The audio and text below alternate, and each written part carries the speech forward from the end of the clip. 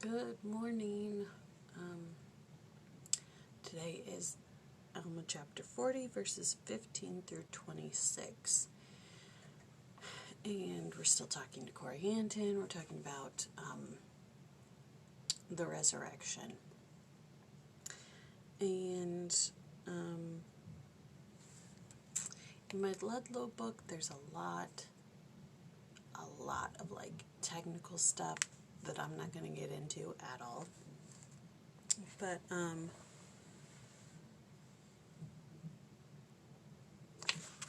it gives a quote by Bruce R. McConkie about, in verse 23, it says, "Even a hair of the head shall not be lost, but all things shall be restored."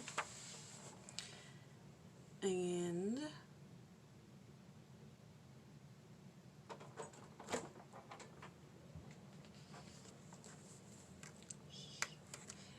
I'm just going to read a little bit. It says, "Though all men are assured of a resurrection, all will not be resurrected at the same time, and there will be varying degrees of glory for immortal persons.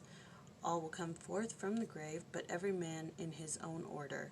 As Paul expressed it, Joseph Smith said, 'In the resurrection, some are raised to be angels, others are raised to become gods.'" And it doesn't go into further depth than that about that statement, but it did make me think about how I live my life and which one I'm going to be. Am I going to be an angel or am I going to be a god? And that's all it says, in your own order. So it's not, if you're poor, then you're in this order, and if you're rich, you're in this order, and if you're this, you're that. It's all my own doing.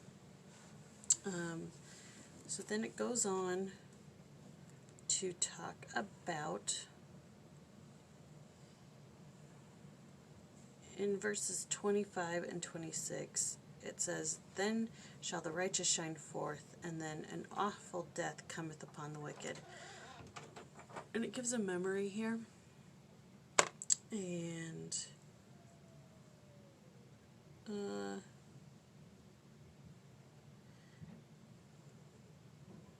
so it talks about, it says, "If we, in our minds, we imagine a circle only a few blocks in diameter around us, we will find a plethora of mortal challenges sufficient to wrench the heart of any compassionate observer." So he's giving this instance where if we just sit and think about what's going on just in a few block circle around us, there's a lot of challenges and strife that's happening. And it says, he talks about people just around him. You know, there's a person here who's suffering from cancer, there's a person here suffering from cancer, Alzheimer's, anyways.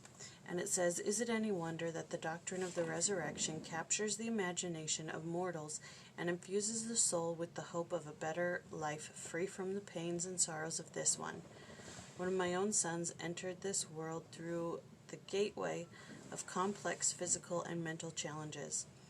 From time to time, without really knowing whether he can fully understand my words, I will speak to him about the next life with Heavenly Father, where things will be better, where he will be able to talk with ease, and where there will be no more pains and no problems to bother him. For him and for us all, the doctrine of the resurrection is a gift of God that lifts our spirits to the dawning of a better, loftier, and more glorious plane of existence."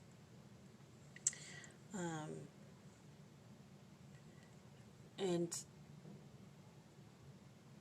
this, in the context of Corona, if we have this understanding and this belief and this knowledge of the life after, I don't think we're scared of Corona or we're too worried about it. Those who are frightened and terrified of it don't know what comes next. I know I've said that in a polo before, but if you're scared of death, you're going to be scared of every little thing, and you're not going to want to leave your house, and you're not going to want to do the regular things that you do. But if you know that there is a glorious life after this one, and that you go when you go, and God has a plan and you can't control it no matter what you do. You go about your life and you live. And then it gives a quote by Joseph Smith. And it's April 16th, 1843, and it's a eulogy he's giving at the funeral of Lorenzo D. Barnes, the first missionary to die while serving on foreign soil. And in his eulogy, I'm going to read it. I'm just going to read it. It says, "Those who have died in Jesus Christ may expect to enter into all that fruition of joy when they come forth, which they possessed or anticipated here. So plain was the vision that I actually saw men, before they had ascended from the tomb, as though they were getting up slowly. They took each other by the hand and said to each other, 'My father, my son, my mother, my daughter, my brother, my sister.' And when the voice calls for the dead to arise, suppose I am laid by the side of my father, what would be the first joy of my heart? To meet my father, my mother, my brother, my sister, and when they are by my side, to embrace them and they me. All your losses will be made up to you in the resurrection, provided you continue faithful. By the vision of the Almighty, I have seen it. The expectation of seeing my friends in the morning of the resurrection cheers my soul and makes me bear up against the evils of life. It is like they're taking a long journey, and on their return we meet them with increased joy." So he's just saying that death, it's sad to lose a loved one, but the knowledge of the resurrection, and if the person dies in Jesus Christ, as he says, that they're just taking a long journey and you will meet them again. And that gives some comfort in thinking about Dad and how he is just on a long journey. And yet it was really sad to lose him, and we still miss him so much sometimes, but he's in a far better place where his soul can move around without the limits of his bad knee and his bad back, and he's in a far better place. He's doing so much better than we are, that's for sure. And so that just kind of gives some comfort in that. But yeah, there's a lot in the Ludlow book. It's very technical. Quotes by Joseph Fielding Smith, Melvin J. Ballard,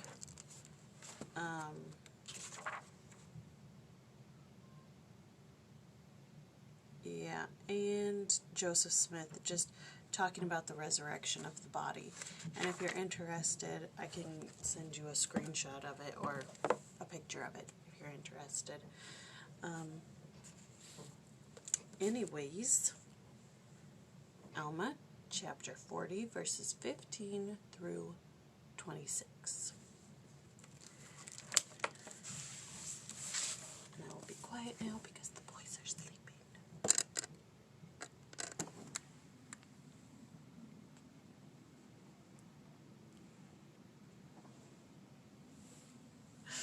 All right, love you all. Talk to you later.